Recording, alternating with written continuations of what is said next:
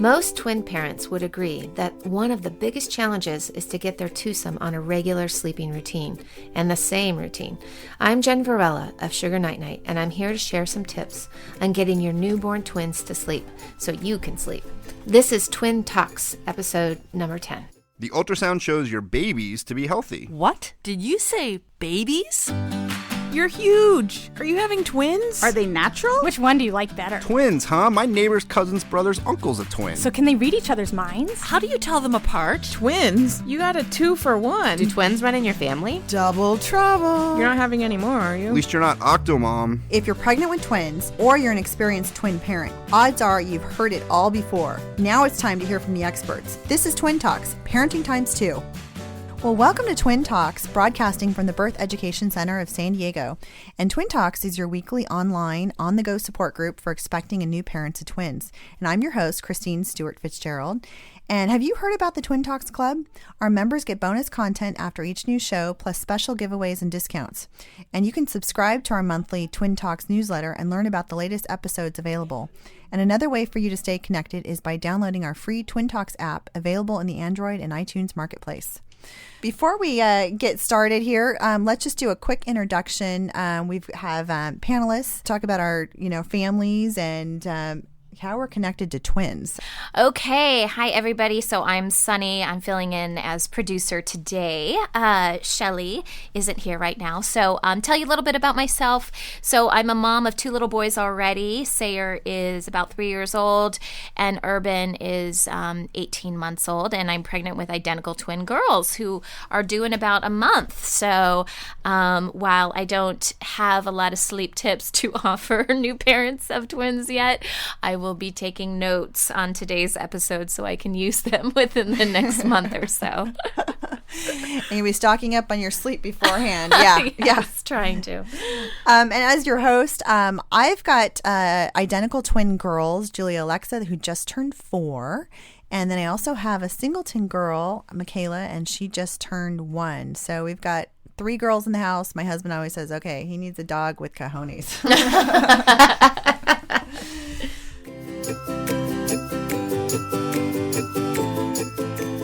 Before we start today's show, let's take a look at an app that is great for parents and for twin parents. And since we're talking about sleep today, the app we're looking at is called Sleepy Sounds, and it's found in the iTunes Marketplace as well as Google Play. It offers lullabies, white noise, nature sounds, and you can also record your own or stream your own music to help your baby sleep. And let's see here. We'll just put a little sample on here so you can hear that.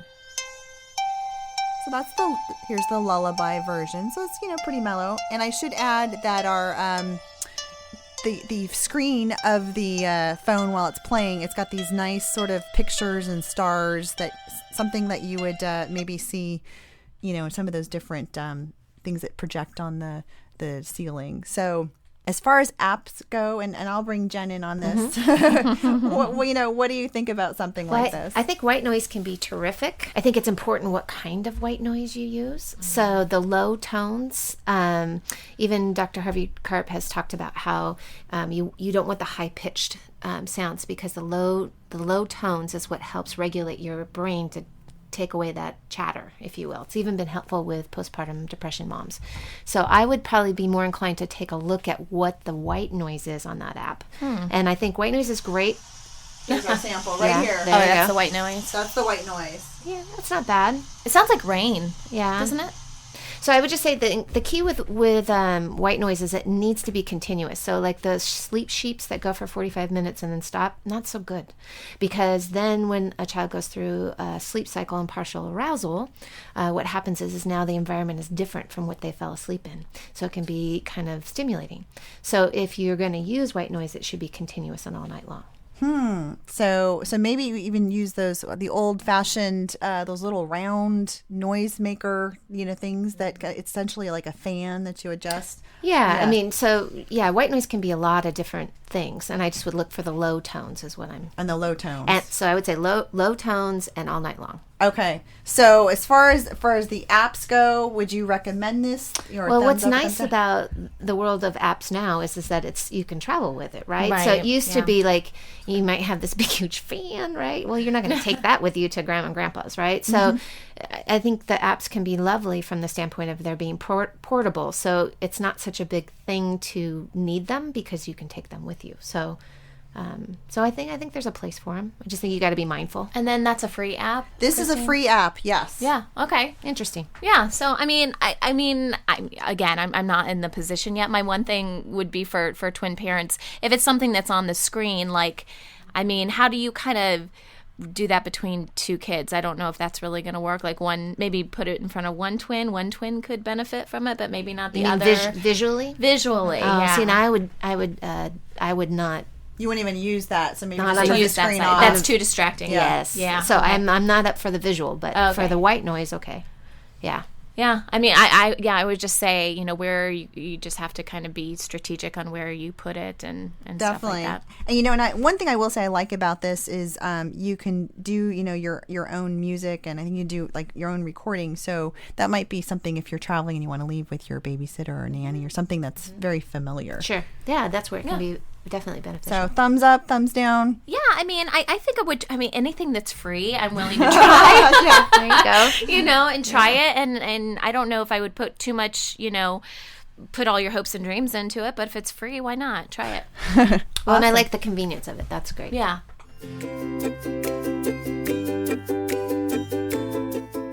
Okay, well, today's topic is the top tips for getting your newborn twins to sleep. And so we are talking with Jen Varela, certified sleep coach and owner of Sugar Night Night.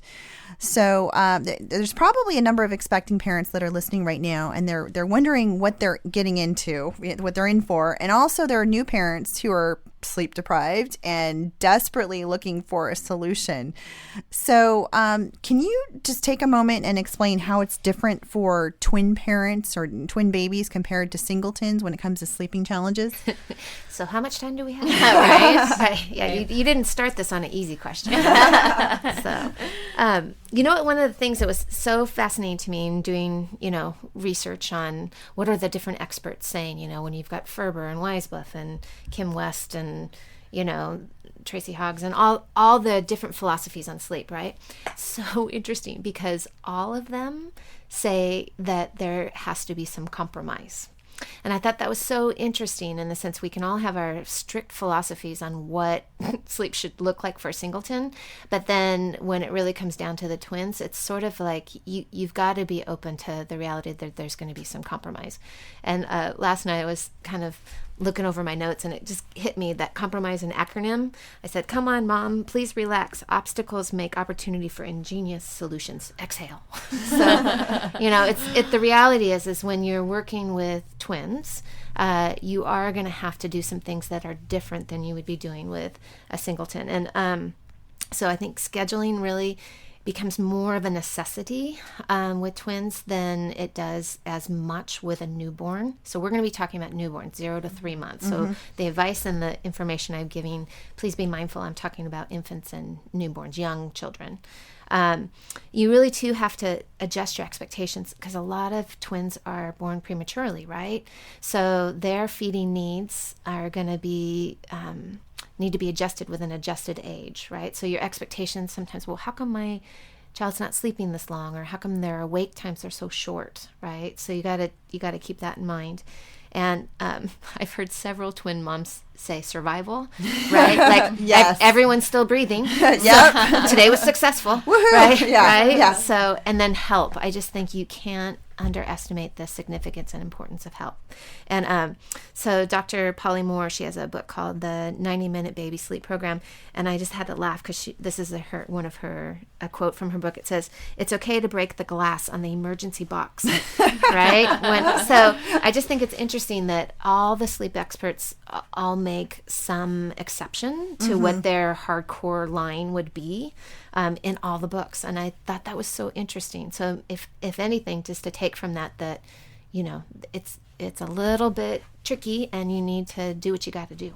Survival, yeah. Yep. Because I get, I in fact, I'm familiar. Polly Moore's book, which great. We can put that on the website, which is really kind of the science of the sleep cycles. Yeah, right. The 90 minutes. And there's some strategies with that, and I can go over some of Yes, that too. yes, and then of course when we throw in with 2 babies, and they might not be on exactly the same cycle, so then we really got to play with that. So that's it. That is definitely a huge challenge. So help us understand those sleep patterns. So, for really young babies, newborns to 3 months, right. I mean, what does that look like? Right. And so this is what's interesting. Although we're talking about twins, right, and there's going to be a lot of emphasis on doing things together, the reality is they are still individuals. And so they may not have the same bio-sleep rhythms, right? So they are showing that there is some association with identical twins and having more of a similar sleep needs, if you will, versus fraternal twins. But you have to remember that they're all unique. So what's really significant about these early months is that sleep will come in waves, and your baby will need you frequently. So they're going to fluctuate a lot in the first 6 months on what is like normal sleep. And in the beginning, newborns will sleep between 13 and 16 hours a day. And their sleep is purposeful. So, you won't want a baby sleeping so deep that they don't wake, because if they have temperature, if they cold and they need you to make them warm, if they need to be fed, like it's a good thing that they're having night awakenings, right? It's purposeful. And the sleep cycles are short. So, basically, infants during the night will have a stretch between 9 and 12 hours, and during the day, they will have naps that'll be between 2 and 6 hours total. So they're getting about 15 to 16 hours sleep on a 24-hour cycle. Okay, but it's done typically on a 90-minute, and this is some of Dr. Polly Moore's information. It's typically on a 90-minute cycle, meaning when you wake from one sleep, it'll be about 90 minutes till they fall asleep again. So that's a significant thing, because you can kind of prep and go, okay, 90 minutes we're going to be sleeping again. So at 2 months, they're probably still at about 4 naps a day. And it won't be until a little later that you'll start to see longer stretches. You talked earlier about, there are twins that do come early and preterm. I'm sure that has a lot to do with their sleep cycles, because we heard that earlier that preemies often do need more sleep. It's almost like they're still in the womb. Yes. And then overall, I mean, are some babies more predictable than others? So temperament plays a part in things. And then again, just sleep maturation is going to come in time. When things become predictable is a little later. Usually 3 months is when things start to form together, and you can start seeing naps, and we can talk about that too if you want. But so it does become predictable, but it's not typically until after 3 months. Okay, where you start to see some regular. So when we like look at all some the different gadgets of we're tracking the pooing and peeing and eating and all this for sleeping as well. I mean, should we expect some degree of predictability as far as the sleep cycles go in general, that within that first 3 months, or it's just kind of no? Yeah, so I think the 90 minutes is as much predictable as you can kind of look for, is that 90 minutes from one sleep to the next sleep. Otherwise, the extending of sleep really doesn't happen until after 6 weeks. And that's when you can start seeing sleep stretches of maybe 4 to 6 hours. Sleep progression, what exactly is that? I get a lot of parents that'll say to me, they have a 4-month-old, they'll go, at 3 months, we were starting to actually get long stretches at nighttime, and things were coming together. And now all of a sudden they're waking every hour, and we don't know what to do. And so it's like, oh my gosh, did my baby break? Something wrong? Yes. Yeah. Right? Yeah. And so sleep regressions happen for a variety of reasons. One is developmental milestones. That's kind of the big one. So if you think about rolling over, sitting up, walking, crawling, walking, growth spurts too, right? So if you look at what is the purpose of REM sleep? REM sleep is to take the information from the day and put it into long-term memory.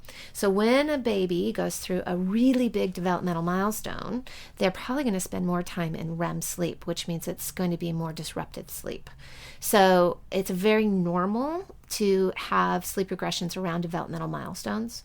If you have big things happening in your family, that's a lot of information. If you're traveling, you're moving, all of a sudden you have a ton of people in your home, mom goes back to work, a new caregiver, again, that's going to be a lot of information to process, right? So, and then of course there can be, medical issues too, or teething or whatnot. So a sleep regression is where you may have started to have a nice rhythm or stretch going, and all of a sudden things are falling apart.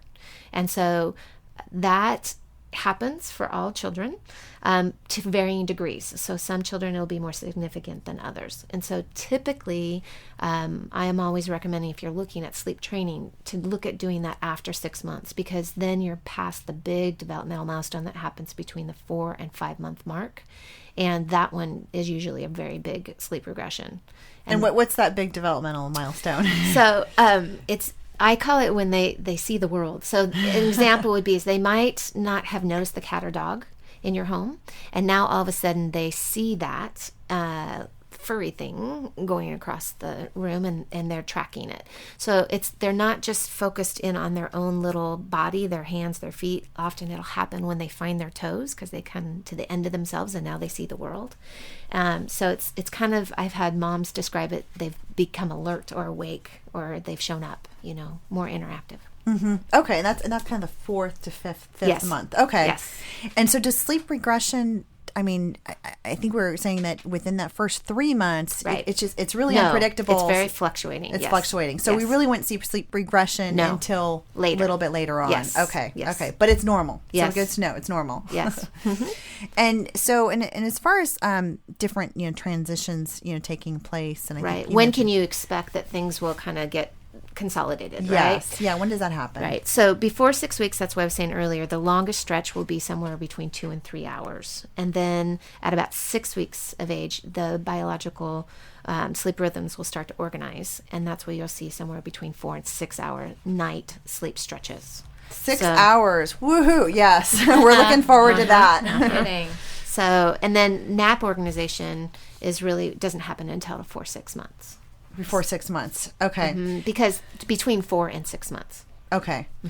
So as far as the transition, we should really think, okay, the first 3 months, it's not predictable. And then unless you can look at those 90 minutes, knowing that you're going to go awake and then asleep and then awake and asleep. And it's going to be in about a 90-minute increment between waking from one nap to when you fall asleep for the next nap. Okay. Or next sleep, if you will. And so really, when people ask, oh, are they sleeping through the night? I don't know. I seem to get that question all the time with both my twins and my singleton, and I think my twins were about 4.5 months when they were sleeping that 6+ hours, Right. which was fantastic. Yeah. Really exciting. It was, woohoo, exciting milestone. And my singleton, she's still not really sleeping 6 hours, which, so I guess it happens for different babies, and Yes. imagine, and also their nutritional needs would probably factor into that as well. Absolutely. And that's where I think it's super important, especially in these first few months, that you are aligning with what the pediatrician and or your lactation consultant is saying. In my world, priority goes first feeding and getting good feeding established, right? And attachment, and then sleep. So as much as we really want sleep to have all this structure, it's really not priority number one, which is kind of sad, because we feel like as parents, it's like you're exhausted. It is priority number one. So food, but it's really not. It's not priority. Okay. Yeah. No, So food? that's crazy to say as a sleep coach, but I'm going to say that first is making sure you've got good feeds relationship established. Food, attachment, and then sleep. Okay. In those first few months, for sure. So we're going to just take a quick break. And when we come back, we're going to talk about how to develop a strategy for handling your baby's sleep patterns.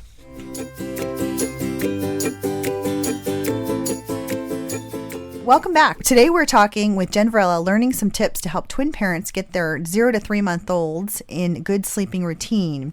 As twin parents, we've pretty much realize that we have to plan everything.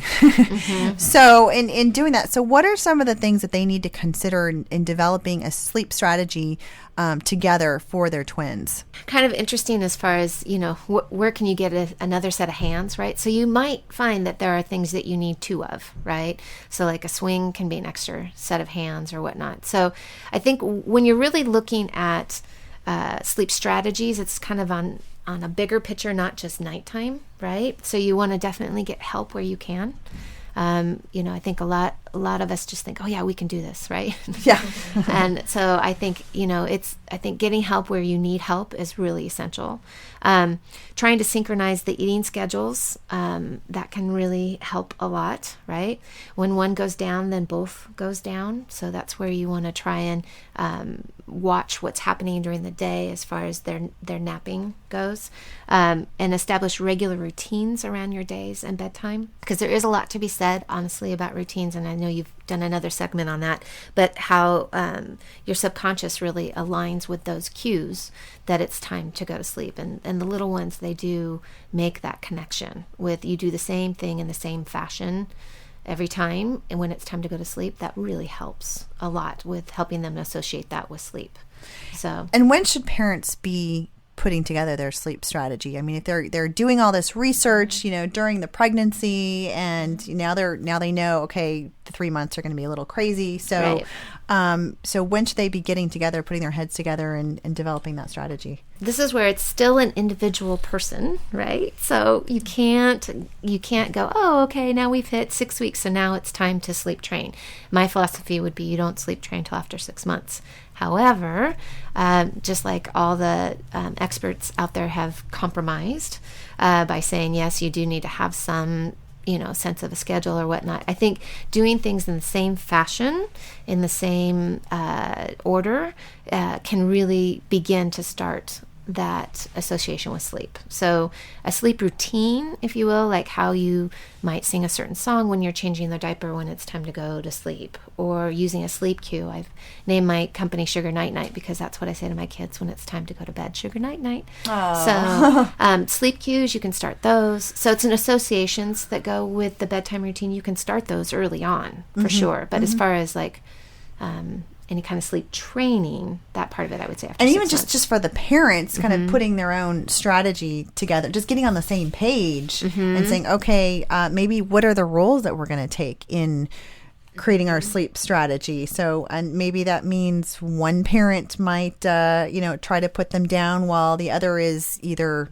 pumping or trying to get some sleep. So I think this is what's really fun is that with singleton families, sometimes the mom's kind of considered a luxury to have the dad involved in helping, but I think with twins, it's essential. Yeah. It's a necessity. It is, absolutely. And so Dr. Sears has a quote in the baby sleep book. It says, while mothers of single babies might consider nighttime help from their husbands a luxury, for mothers of multiples, it's a necessity. So he talks about how one strategy was each parent took a child, and so that's the child they were in charge of for that night. So at least they were only up half the amount of time, right, versus doubled. And then once one was starting to sleep through the night, then you start taking shifts on that one child. So I personally think that's just one of the benefits of having twins, is that you early on learn to work as a team instead of that getting delayed. And I think that's kind of cool. That dads, we need them, and or a partner. Yes, exactly. Yeah. I think definitely a big educational opportunity, and it's like, okay, sorry, honey, this is non-negotiable. I know, right? Yeah. And now I have to admit, I mean, in talking to your husband, your partner, I'm sure, parenting style is going to have a lot to do with that. So how does that come into play? Maybe one parent is like, really lax and hey, whatever goes. The other one's like, okay, no, we want to be very exacting. So how do you negotiate that? Well, I have to say that probably in the first 3 months, there's probably not a lot of negotiation going on. It's really more like, we got to do it together, survival mode, right? Yeah. But I do think there could be questions like, separation of duties, right? So like, one's like, well, that's your job. Well, no, that's not just my job, right? So I think those are good things to kind of talk about before the babies come, if you have that opportunity, right? To kind of talk about, well, how much do we really want the in-laws to be involved, right? Mm-hmm. And the reality is probably with twins, you probably need to have family help, right? Yeah. And then how are you going to manage that? And what are your expectations? So I think those would be fabulous conversations to have prior to the children, not at 3 a.m. when you're all both tired and exhausted. So, but I think some basic ones would be definitely like, how much help do you want from family? When we look at those 3 months of craziness, maybe what are some of the practical tips that you can recommend to new parents for building a sleeping routine or just kind of working into it? Right. So I think keeping a simple feed and sleep log is really helpful because it just all of a sudden just becomes, oh my gosh, where am I at? How many ounces have they had? How much sleep have they had? So it's a way to kind of calm the anxiousness too for you to know that your little ones are getting what they need, and it will allow you to start to see when they do start stretching. So that's good to know. We talked about before, you want to get them on the same schedule. So one way to do that is to wake a baby.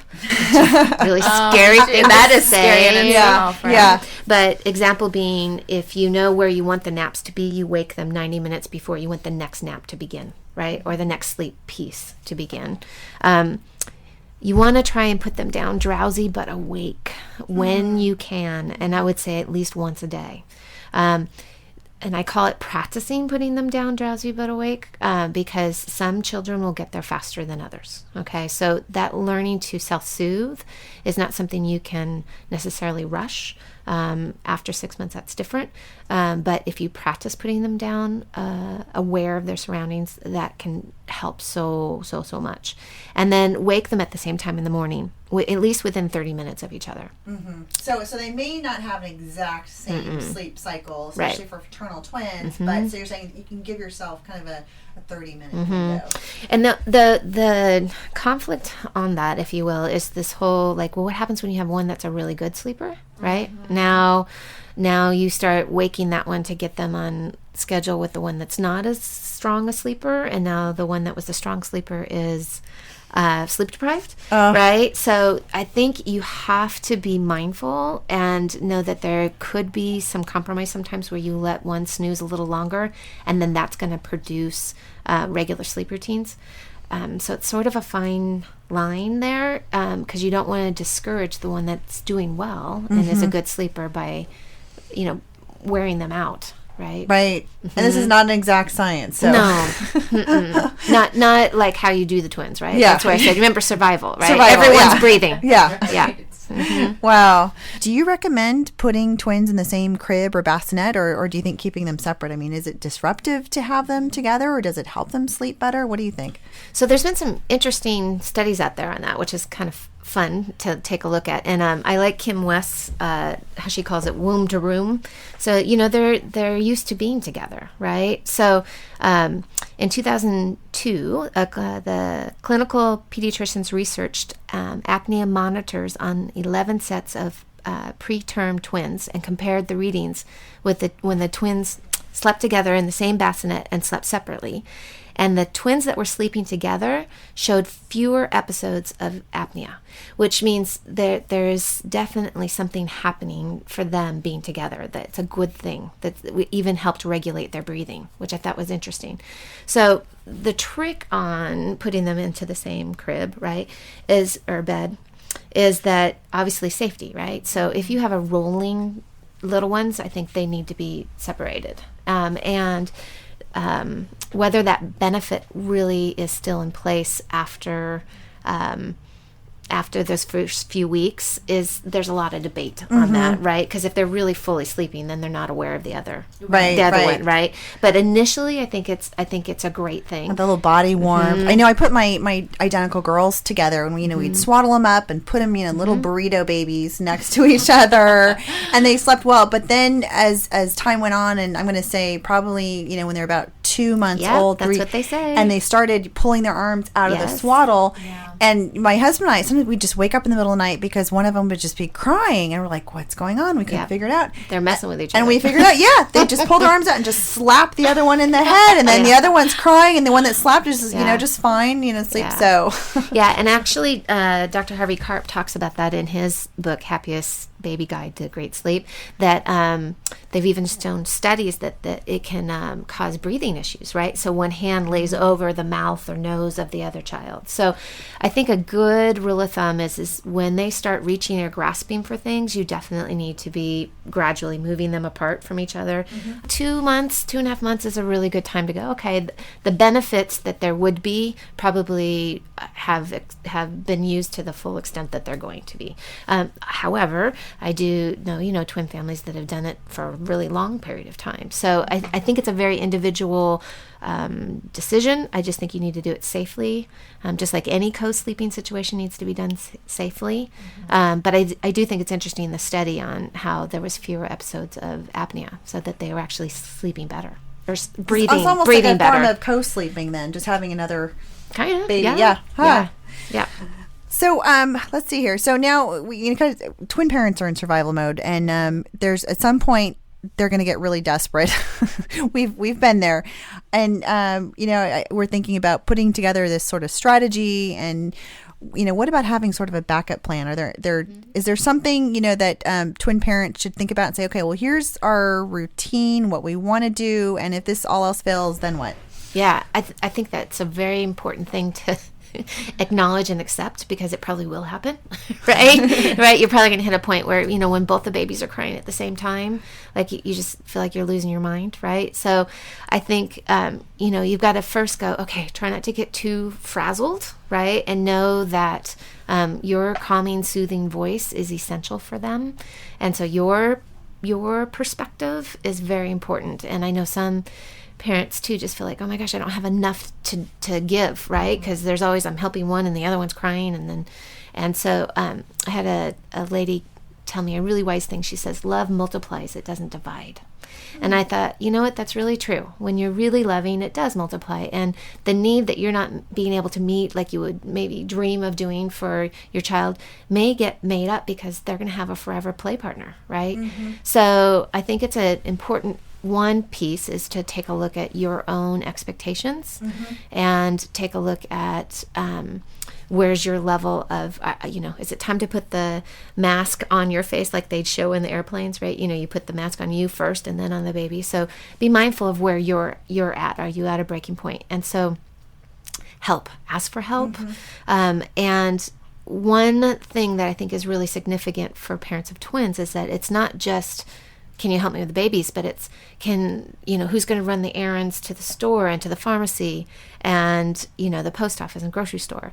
So there's many other needs that could be delegated. And often you will have friends and family members come and say, I want to help, right? Then your answer is, yes, please. Yes. And here's what I need on this day at this time. And here's your task. And so if you can have, your iPhone, your day timer, your notepad with what your needs are, a list always going, so that when someone asks, you can actually give them a specific answer. Because honestly, for you to get to the phone, to actually call them, to ask them to do it, and then get them and not get their message, and then another message back, and then at that point you're like, it's just not even worth asking for help, right? Yeah. So I think one thing that can be really helpful is know what your needs are, have them ready, so that when someone offers, you can give them date, time, place, and specific task, and just know that it's really okay to delegate and ask for help. Well, thanks so much, Jen, for joining us today. And to learn more about sleeping tips with Jen Varela, or for more information about any of our experts or panelists, visit the episode page on our website. And this conversation continues for members of our Twin Talks Club. And after the show, Jen will talk about how twin parents can go solo and keep their sanity. So for more information about the Twin Talks Club, visit our website, twintalks.com. Today in our annoying comments that twin moms get, we have Christina in New York. Christina says, I have identical girls and people still say, oh, a boy and a girl? I respond with, no, they're both girls and they're wearing matching outfits. I have people follow me around the store trying to look in the car seats to see them. I also have people say, "Aw, I always wanted twins." No, you don't. It's more of a challenge than one baby. Plus, I have 2 toddlers on top of my 4-month-old twins, which makes it even harder. Other questions are always, whose family do they run in? Are they in yours or your husband's? I try to tell them that fraternal twins run in families and ours are identical. And even if they did run in my husband's family, that has nothing to do with having twins at all because it would have to come from my side. They don't listen. And one more. People tell me, oh, they're identical? Did you know that's good luck? Really? That wraps up our show for today, and we appreciate you listening to Twin Talks. Join in on the discussion by posting your comments on the Twin Talks Facebook page or by calling our voicemail at 619-866-4775.